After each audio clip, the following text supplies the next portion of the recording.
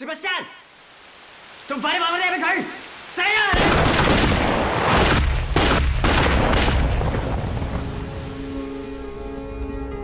Jonas var en helt almindelig mand. Hvor mange gange har vi tog rollerne af hinanden? Med helt almindelige vaner. Hvad laver I? Med en helt almindelig familie. På en helt almindelig dag. Men så kom Julia.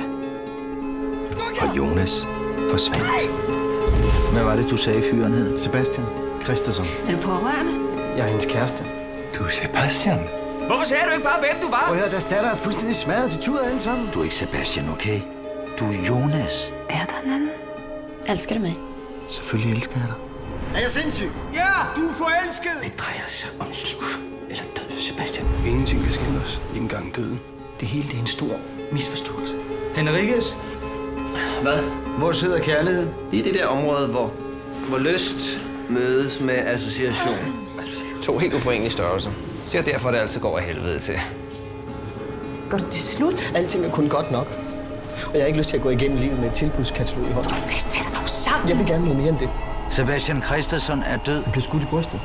Altså, hvis du skal være rundt med hans navn, så skal der helst ikke være nogen efter det hoved, vel?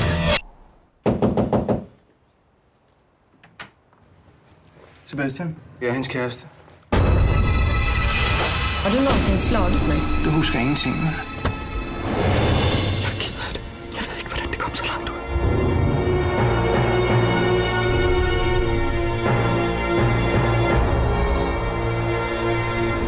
Hvem er det?